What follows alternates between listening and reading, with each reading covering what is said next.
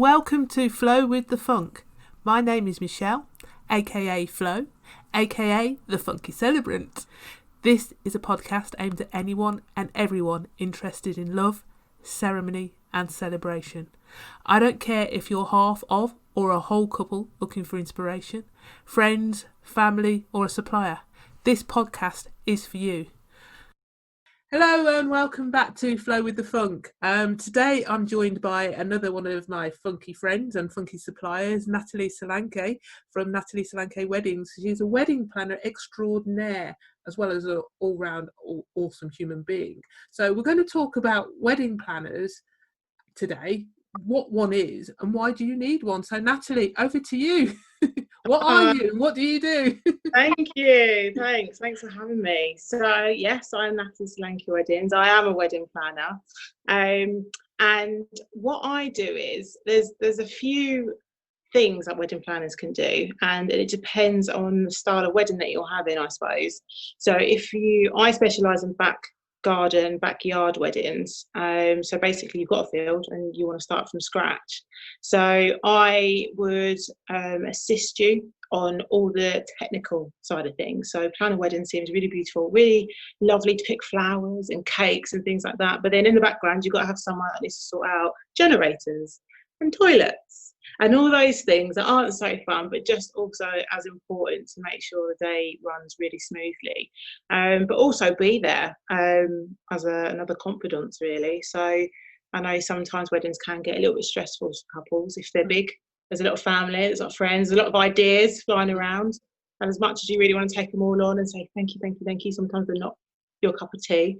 So it's always good to, have someone to talk neutrally about ideas and how you see it working and see if we can work it out from there. I think wedding planners, a lot of venues have wedding planners already or coordinators, and that's fantastic. But if you are looking for a style of wedding that's very DIY, which there's a lot of venues out there at the moment that are barns, DIY barns, like I say, back garden weddings, or if you've got a farmer's field, definitely have someone that's got the experience in running an event like this from scratch. And then you don't have to clock watch. You don't even have to wear a watch on the day. It should be all down to you turning up, enjoying it, having someone that is sort of watching what's happening, and it's also there for the timers as well. So I don't know how many times you've been to a wedding where the drinks reception's gone on a bit too long, and people are like, what's going on next? So it's always good to have someone that can sort of see that and move things on if need be, talk to the chef and go from there. But it's a ton of fun. It honestly is. I love it. I wouldn't change it for the world, I don't think. I think I said before that I have been in and out of the wedding industry for quite a while, but I've worked from the bottom. So I've been a waitress at weddings and, then working at a venue doing coordinations. And then now I'm sort of at the forefront of people coming to me and asking me questions about how to do this. Is this a good supplier? And I think being in the industry for just over 12 years, I look so young. Bit like me. Look so young. It's really good that I've got amazing suppliers that are classed as friends, to be honest with you now. And that I'd never let a couple down. So if you were to put them forward, there's no issues, is there? There's no stress. So that's one of the main things I'd say about getting a wedding coordinator or a wedding planner, is that they're there to help. They're there for guidance. They've got the experience. They've seen things, that work and don't work. So I think it's a good thing, really. Yeah, cool. So you mentioned you've been in the industry for 12 years. So what made you get into the industry then? It's I take it you started at school. You're so young. Yeah, well, I definitely knew I wanted to party plan from a young age. I think every birthday party from the age of 11 was planned. Cool. I did my prom as well, and then I went to Colchester Institute and studied hospitality management at the Chef Centre. And from there was a module about wedding planning, and then I thought, I like this. And then it so happens, as I was getting into my foundation degree year, I managed to get myself a coordinating job at a venue in Suffolk, and it just sort of went from there, basically. knew I enjoyed it. But then it wasn't just the coordination side, it was the sales side. So it was the show rounds, it was learning on the job, you know, how it works, and basically managing people at the age of 18, and managing adults at the age of 18 was an eye-opener, I think. So yeah. But you've got an air of fun and authority about you as well, and people just want to listen to you. So it's like, I remember the first time I met you down at Jimmy's farm when we first worked on a wedding together down there, and it's just this person bounced into the room and it was just like, yes, energy. And then we started talking. It's like, yeah, we're on the same wavelength, and how can we work together to make sure that this couple get the most amazing experience ever? And I think as a wedding supplier, obviously as a celebrant and a wedding planner, you've got to have that connection, haven't you? So that you can work with other suppliers, but that you can work with your couples as well. And I think when that connection's there, it's just like, yes, the sun comes out. I think from when I was 18, starting off in the wedding industry has changed so much. So, for example, when my mum and dad got married, it was the town hall in London, and it was, you know, all the bridesmaids, all the groomsmen, and it was a 3-course meal, and it was wine, or, you know, that's what they did back then. So it was very not rigid. It is what they wanted, but there wasn't many options. Now there is so many options. Now you could have anything for your wedding breakfast. There is, I mean, like I say, I'm currently at Jimmy's farm at the moment, and the barbecue platters are out of this world. They are. There are weddings now that want picky teas, for example, you know, afternoon teas, like I could put like a tea party basically, and 3-course meals, roast dinners still. So there's a couple for every style, and people want to get married abroad and they just want a reception. There's couples that really want to make their service, as you know, as personable as possible. So, you know, the legal part is important. However, making it more about the couple is also important as well. So you just kind of got to speak to that couple and figure out what their main motivation is for their day, what they envision their day to look like, how many people, for example. And you've got to be flexible as a wedding specialist in whatever you do. You've got to listen to what they want, flexible to a certain extent, and see if you can make it happen. But you know, back in the day, it wasn't there. There wasn't the options there. Yeah. So, do you find that most people come to you as a completely blank sheet, or are they coming to you with a whole host of ideas that you're sat there thinking, yeah, I can do that, but we can't do that? How do they approach you? They say, well, we're looking to have a wedding in my uncle's back garden, and then that is it. That is all they've got, and they have no idea what the next step is. Or they come to me at Jimmy's farm and say, we love the look of Jimmy's farm. What's the details? What can we do to move forward? And I think it's when you initially have that sit down with them and say things are possible and this is how we should progress. The after, I think. So it's all about, I suppose, you know, wedding coordinators and venues, we're right at the forefront of planning. Because they may have already thought about getting married in the church or having a ceremony on site. So when you've got those two things already sorted, it's then everything else just rolls into place. So there's a lot of knowledge to put together a wedding and a day. It is almost like a Broadway show, couple, which is quite nice. It can be hard work. Emotions do run high sometimes. And it's that human element, especially right now, you know, with COVID-19. I can't thank all my couples enough for just being patient, because, you know, we've only got that information that we see on telly on a weekly basis as well. So, you know, it's the human element of the job. You've just got to be patient, be kind, and kind of, yes, that is going to work, and no, that isn't going to work, and not give mixed messages. I think when you're doing something like this, it's so emotionally charged and emotionally invested by all parties. I love what I do, so I almost emotionally invest my time into the day as well. I think we do. When we care, we do, because we want to make their experience, the whole wedding experience, and it's not just the day, is it? It's all the build up to the day. Yeah. We want to make that whole wedding experience the best experience ever and take away as much stress as possible. Yeah. So, you know, I certainly operate in the same way, and I know my husband Kev, as a wedding photographer, will operate in the same way as well. I know a lot of other suppliers will take as much stress away as they possibly can.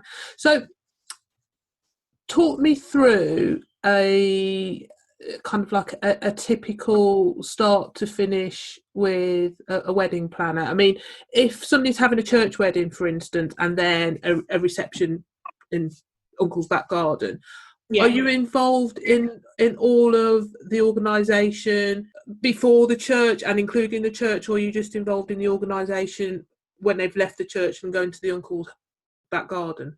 Again, it depends on what the bride or groom wants, really. So there's coordinators out there that run, you know, will be at the church, because the church also, you know, the actual marriage is very important. That's why you're there in the first place. So there is couples that will want to, like I say, put on a production. They will have choir singers, they might have musicians, they might have a Linda David Hall moment that needs coordinated.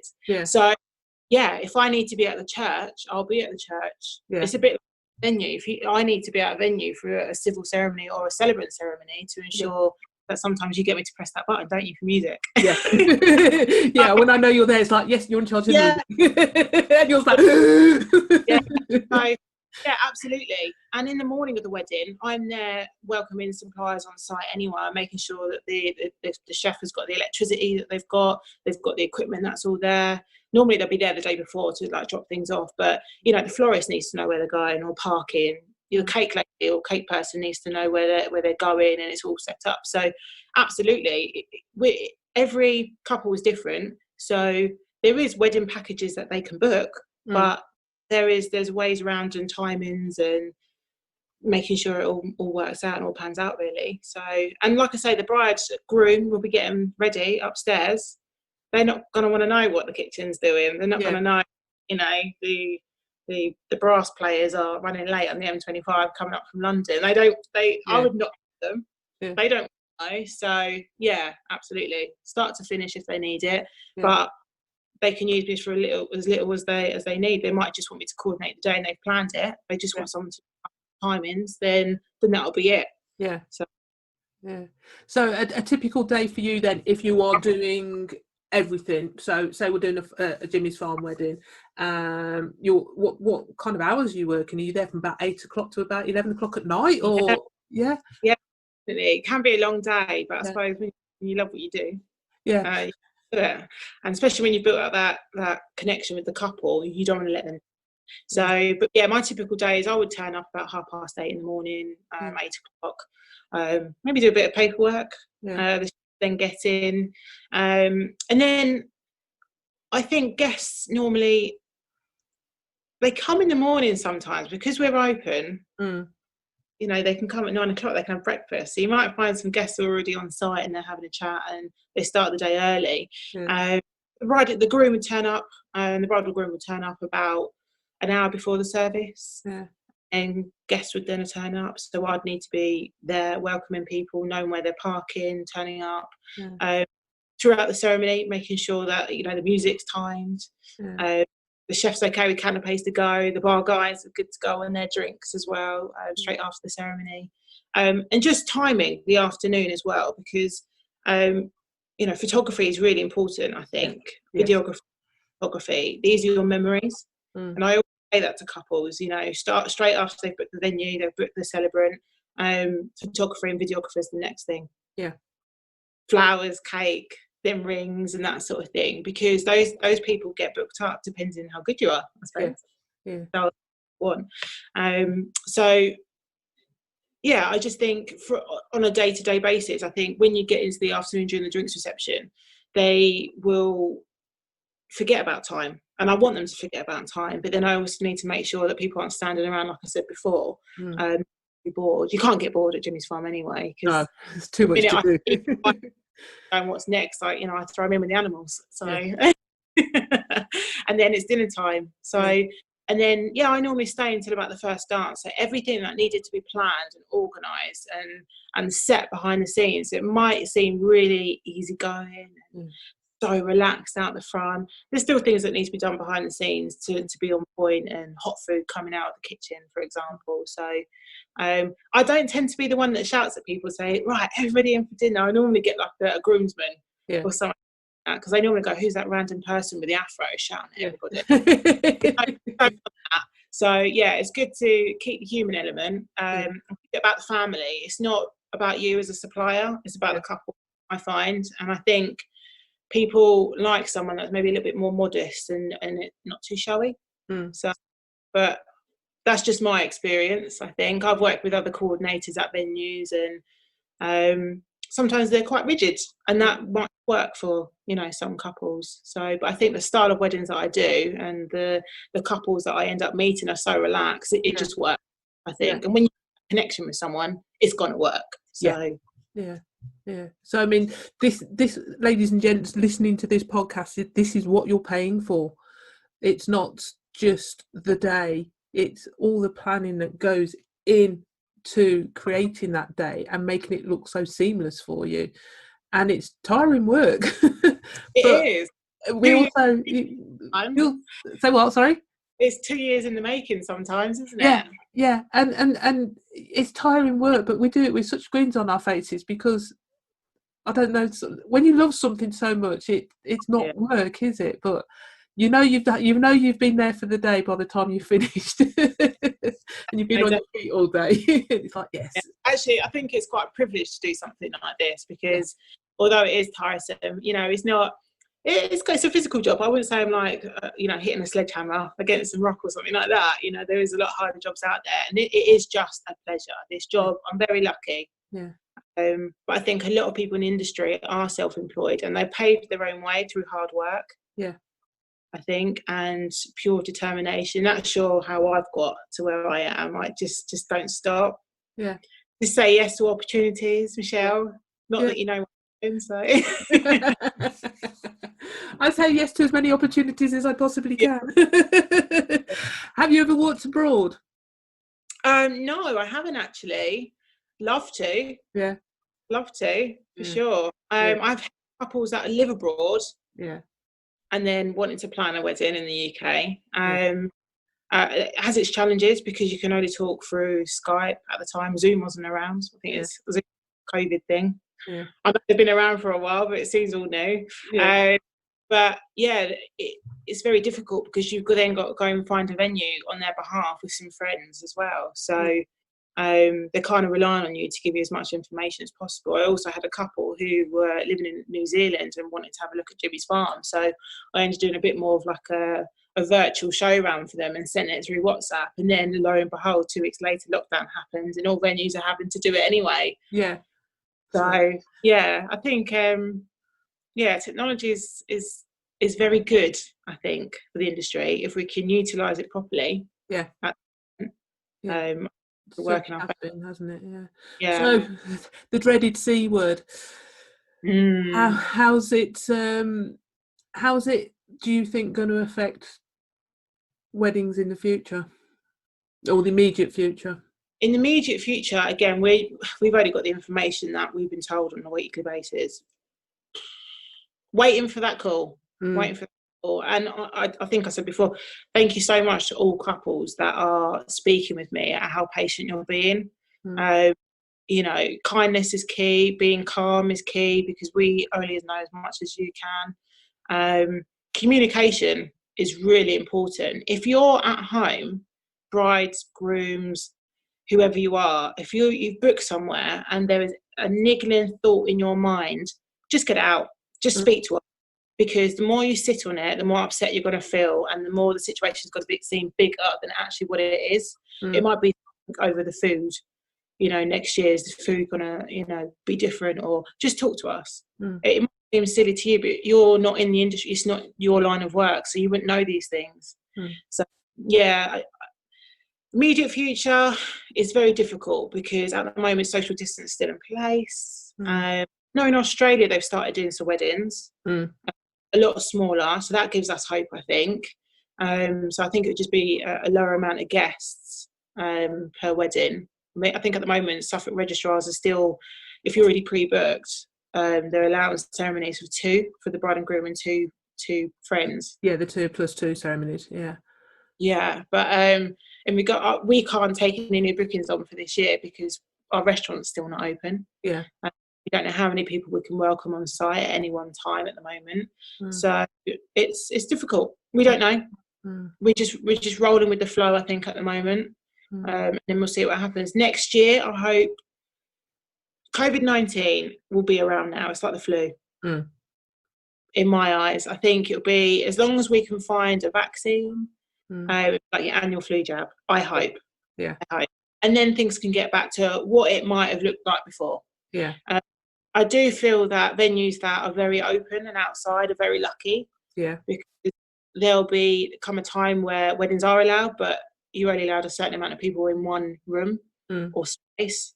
And it depends on how open that space is. So marquees will probably become a lot more popular. Back gardens become a lot more popular.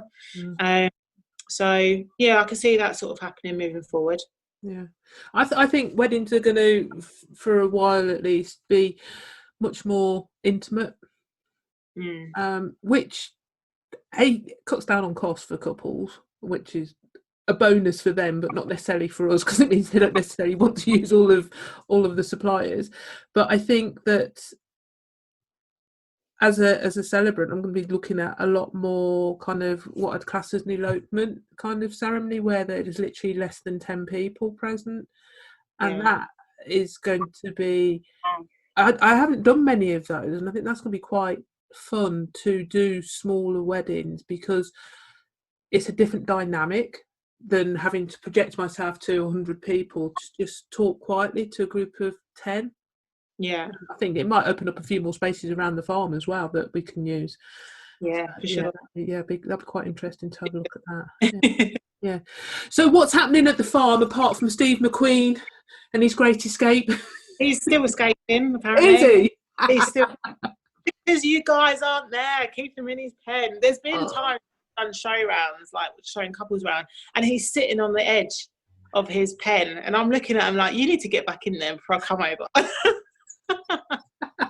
For anybody that's listening to this that hasn't watched Spring at Jimmy's Farm, the series is finished now. I think it was on Channel 4, wasn't it? So hopefully you can still catch it on Catch Up. Steve McQueen is a meerkat who keeps escaping out of his pen, and for the whole 4 episodes he kept everybody so amused with his great escape. And like say Natalie's saying, it's because there's nobody going to the farm. He's bored. We need to get back. Yeah, sure. And there was actually, if anybody wants to watch it, absolutely by all means we watch it. But there was a part where he was they caught him with the net and he got out of the net. I was raucously laughing in my living room. It was very funny to watch. But yeah, it's quiet down at the farm. Things are starting to open though, so there's hope for our shops, because we've got the farm, we've obviously got the restaurant and things like that. We've got a whole host of shops. We've got the butchery, we've just got the potting shed, which is now open. Plants and things like that. So we are trying to get back to normality, but safety first. Safe normality. I'm still doing show rounds there. I'm now doing show rounds twice a month on site, completely contactless. So we speak over the phone beforehand, quote, that sort of thing. It gives you a chance to have a look at the venue. But I'm just hoping this year, let it be this year, 2021. Restrictions. Please. And I noticed the marquee this year, it's they've actually put doors on it. That looks really cool. It looks amazing. So put in an amazing flooring, so it's got wooden flooring there, it's all raised completely, so it's all ready for our lovely April May brides and moving forward. So but unfortunately it's just for me to do show rounds in at the moment. So invested heavily over the winter period. There's a new bar in there, doors are in there, the herb garden looks beautiful as well. So I hope we can just welcome people back sooner rather than later. Really do. And the glamping's coming as well, isn't it? Yeah, so we've been working with the company for just over the year, and it's actually just letting couples know the idea that they wanted to. Yeah. Might not be for everybody, but the option's there, and they're so beautiful, the bell tents, aren't they? They're very curious. Yeah, no, I really seriously think that all the suppliers should be checking them out. Yeah. Before we let them loose on any couples, just to make sure that they are as comfortable as they look. At the end of all this, bit of a downtown, marshmallow toast, and just a bit of a chill out, I think, get through it. No, it does look amazing. I followed Jimmy's story from the start, from when his first TV series on the BBC, and when he planted a vegetable patch but hadn't put any protective netting around it, and all the rabbits ate it overnight. Yeah. And then I've been involved with so many weddings down at the farm over the years. It's brilliant. And then I throw you into the equation as well, and it's just a pleasure to come to the farm every time I have to come to the farm, and I've got to know the staff, I've got to know you, and it's just like every time somebody rings me up and says, you've been recommended by Natalie down at the farm, my heart just like, yes, it's just, I can't wait to come back and work there, because I just love coming there, and it's great, isn't it? It's a very unique venue for sure, because the nice thing about it is it's an attraction, and it's an attraction you can visit, year on year, anniversary, families grow, come down, enjoy it, picnic, that sort of thing. So no, it is lovely. I've been with them coming up a year and a half now. So it's gone really quick, and the things that have happened over the last sort of 18 months or so are phenomenal. Weddings used to take place in the education hub, which was the Poly. Now they've got that amazing marquee at the end of the herb garden. And the registry in the roundhouse, or they can have a little ceremony in the roundhouse still, or at Hagrid's Hollow. And you've got the ancient woodlands as well, which you've done a few weddings in there. I've done one wedding in there. We were looking at doing another one in there, but I think we've had to rule it out just because of the infirmity of a couple of the older guests.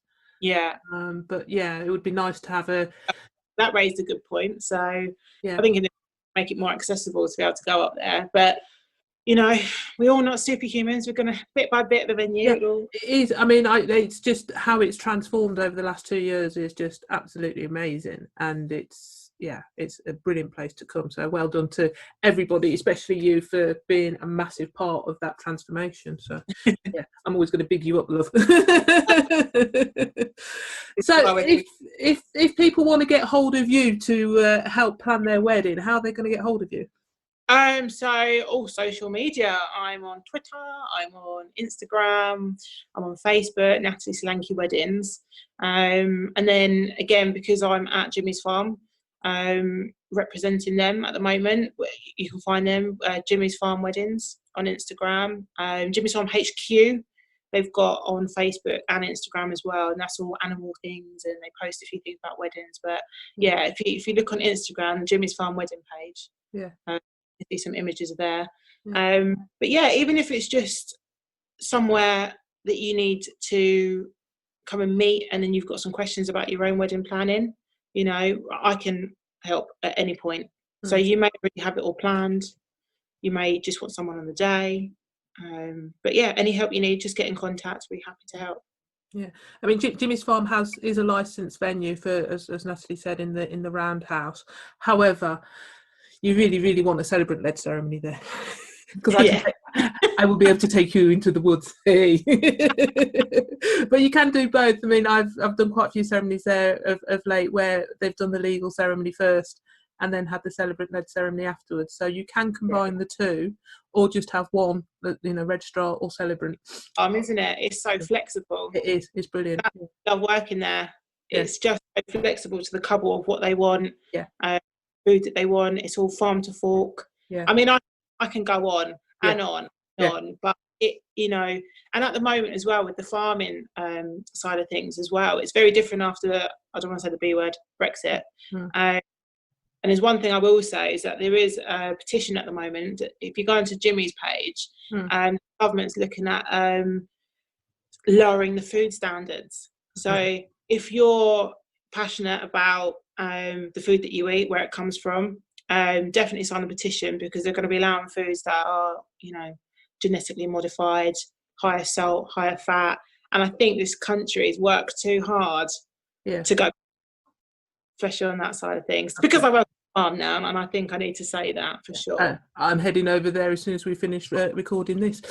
Yeah, and I can second. In I've had several meals at the farm, and it's like, I mean, if you like your meat, sorry vegetarians, but if you like your meat, it is, oh my god, the food is just amazing.